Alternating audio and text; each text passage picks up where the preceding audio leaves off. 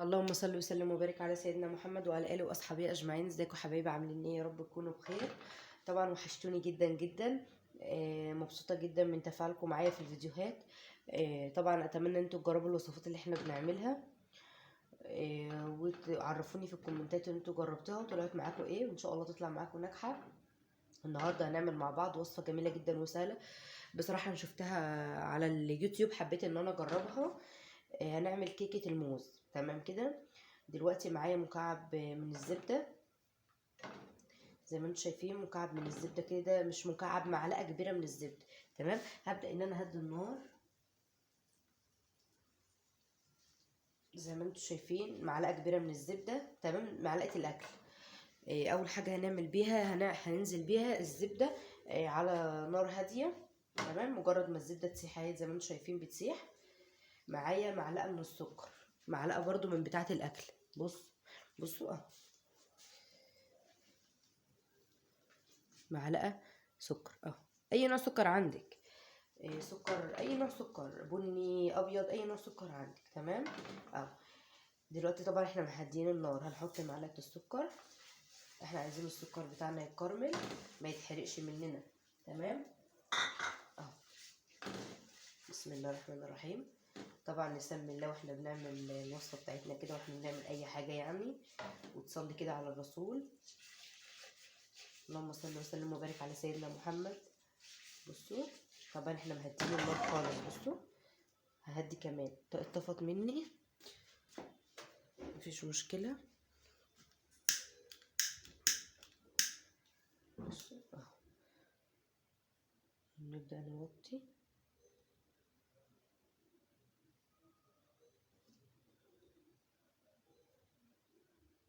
هنوطي كده نص توطية على ما السكر بتاعنا يتكرمل، عشان نبدأ نحط الموز بتاعنا. تمام. انا موطية قوي اهو، نص توطية بسيطة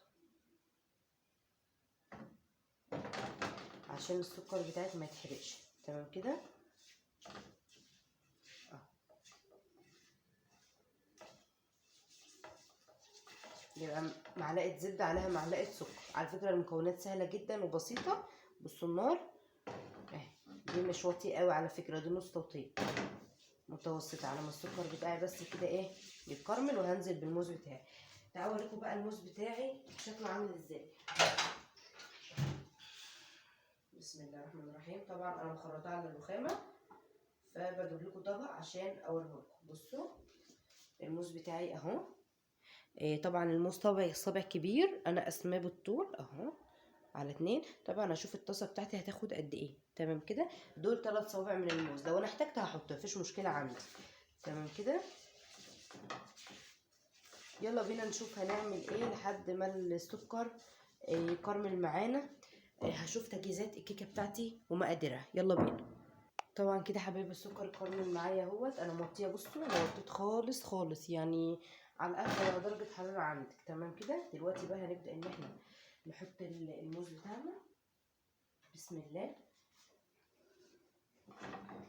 اهو. طبعا اتكسرت مني، مش مشكله اهو. طبعا لو عندك طاسه اصغر من كده مفيش مشكله برضه، يعني حسب اهو. نحط الموز بتاعنا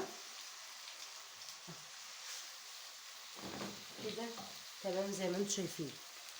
طبعا النار هاديه خالص اهي زي ما انتم شايفين كده، يعني انا بعليها وبحاول ان انا اهديها خالص خالص، يعتبر اصلا مش باينه. تمام كده اهو.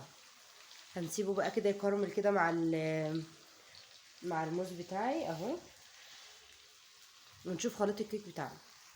كده بقى حبايبي المكونات بتاعتي، تعالوا نشوفها مع بعض. ايه المكونات بتاعتي؟ معايا هنا طبعا البوله دي اللي هشتغل فيها نركنها على جنب. معايا معلقتين صغيرين من البيكنج باودر. معايا كوبايه الا ربع من الدقيق، او كوبايه الا معلقه. تمام، عايروها كوبايه الا معلقه. 4 معالق من الكاكاو، عندك كاكاو خام، كاكاو اللي هو بسكر مفيش مشكله. معايا هنا بيضه. معايا هنا 4 معالق من السكر، يبقى 4 معالق من السكر و4 معالق من الكاكاو الخام، ده خام يعني. معايا نص كوبايه من اللبن الحليب، ومعايا ربع كوبايه من الزيت، زيت ذره او زيت اي نوع زيت عندك. معايا فانيليا برضو، الفانيليا كانت هنا دلوقتي، هشوف الفانيليا وارجع لكم تاني. يلا بينا بقى الفانيليا اهي، معايا كيسين، اسفه معايا كيسين رجليك تعبيرات فرنجلايت. على فكره انا موطيه خالص خالص زي ما انا قايله لكم على الموز بتاعي بالزبده والسكر بيكرمل. لو انت حاسه ان هو يتحرق منك اطفي النار لحد ما تجهزي الكيكه بتاعتك، تمام. انا موطيه خالص خالص، تمام كده. لو انت حاسه ان هو هيتحرق منك، لا اطفي النار خالص، تمام. نسمي بالله ونشوف احنا هنعمل ايه. هنركن كده في جنب عشان اوريكم البوله. معايا هنا البيضه بتاعتي، بسم الله الرحمن الرحيم. احنا مش هنشتغل بخلاط ولا اي حاجه. هاخد هنا الفانيليا كده زي ما انتم شايفين. لو عندك فانيليا سايله مفيش مشكله. التجربه دي على فكره سهله جدا، وانا متحمسه ان انا اعملها، وبصراحه متحمسه ان انا ادوق طعمها كمان. ومعايا هنا الاربع معالق من السكر، اي نوع سكر عندك زي ما انا قلت لك. هنبدا اخلط البيض مع السكر كويس جدا اهو، بسم الله الرحمن الرحيم. تبداي تقلبي لحد ما السكر يدوب معاكي.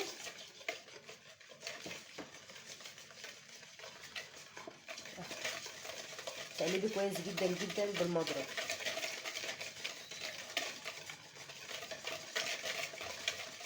بصوا لحد ما تحسي ان في فقاقيع كده على الوش، تبداي تضربي تضربي تضربي اهو، بسم الله الرحمن الرحيم.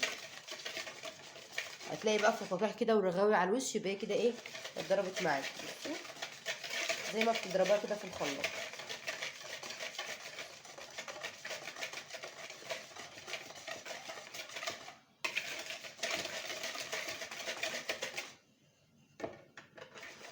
طبعا اخلص ضرب فيها شويه وارجع لكم تاني. كده بقى لحد ما احنا ضربنا الخليط بتاعنا زي ما انتم شايفين اهو. هننزل بالزيت بتاعنا ونضرب، بسم الله الرحمن الرحيم.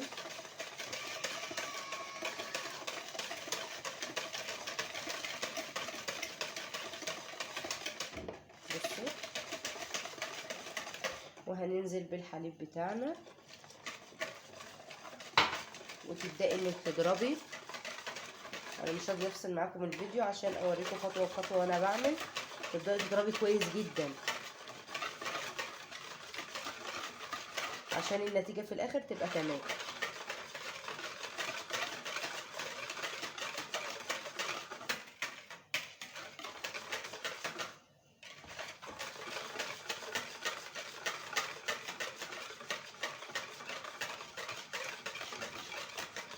دلوقتي بقى هنجيب المصفى بتاعتنا. عندك مصفى صغيره مصفى كبيره مفيش مشكله، طبعا احنا ضربناه هو.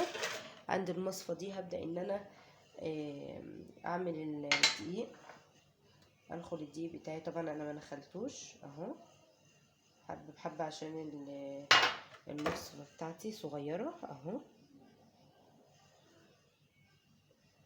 شوفوا، وطبعا الفقاقيع دي دقيق تمام اهو، بس برضو بينزل فيها ايه اهو.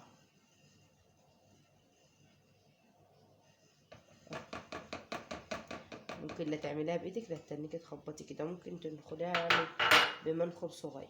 بصوا اهو، ده لو ما عندكيش المصفى كمان اسهل اهو. ده دقيق على فكره عشان تبقى اهو. ومعايا هنا البيكنج باودر اهو.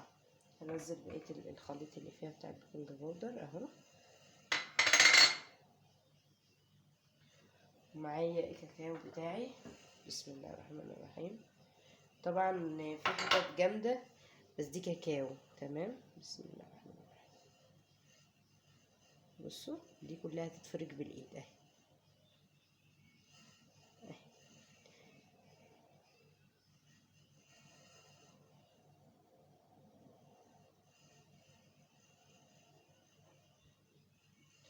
انا بفركها بايدي، ايدي نضيفها على فكره اهو.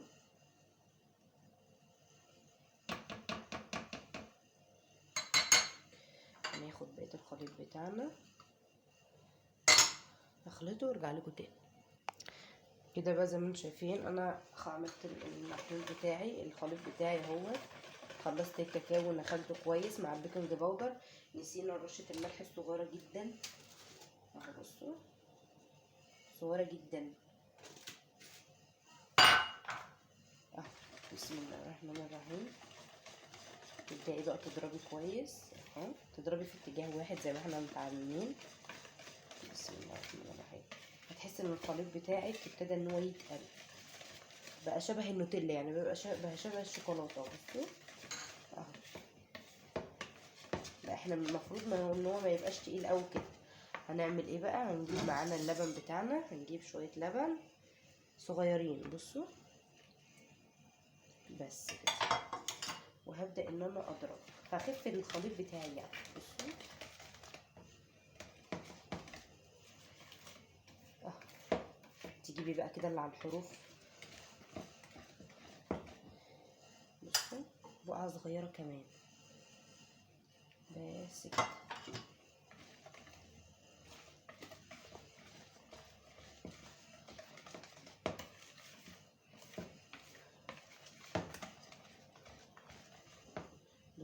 بصوا الخليط بتاعي انا عايزاه بقى كده. دلوقتي بقى هعمل ايه؟ هروح احطه على الموز بتاعي.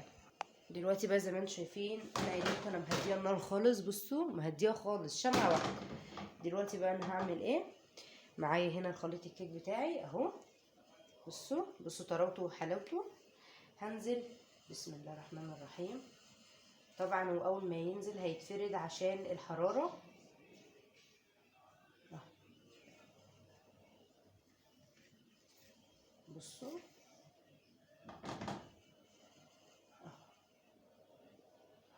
تبداي بقى حاولي كده بالراحه تغطي الموز بتاعك اهو.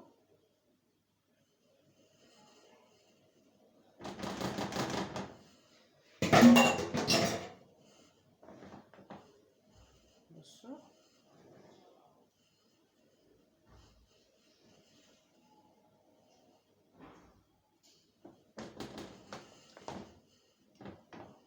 انا هسيب بقى الكيكه بتاعتي كده لمده من 10 دقايق لربع ساعه كده. هوطي عليها زي ما انتم شايفين خالص اهو. انا معليه النار كده قدامكم، هبدا ان انا اوطي. انا بحاول اوريكم انا موطيه قد ايه. بصوا هنوطي خالص عشان الكيكه بتاعتنا تستوي، هنغطي عليها. ولو الغطا بتاعك فيه اي فقاقيع من الهواء حاولوا تغطي عليه.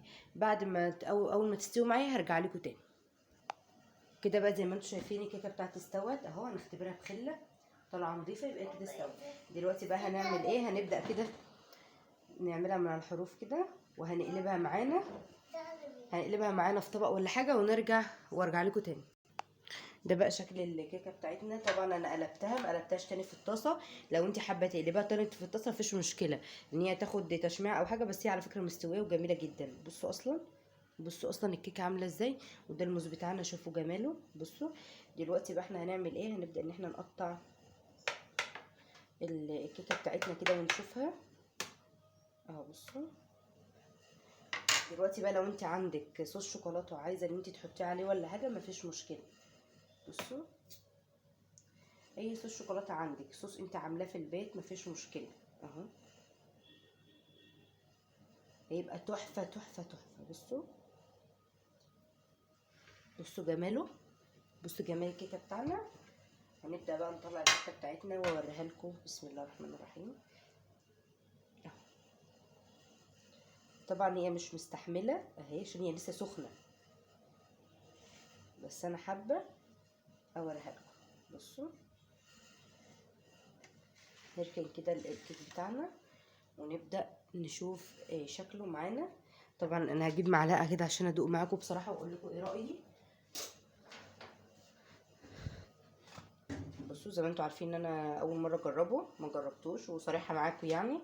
بصوا اهو، بصوا الكيكه بتاعتنا، بصوا طريه وجميله ازاي. بصوا ندوق بقى، تحفه. ندوق بقى بالموز،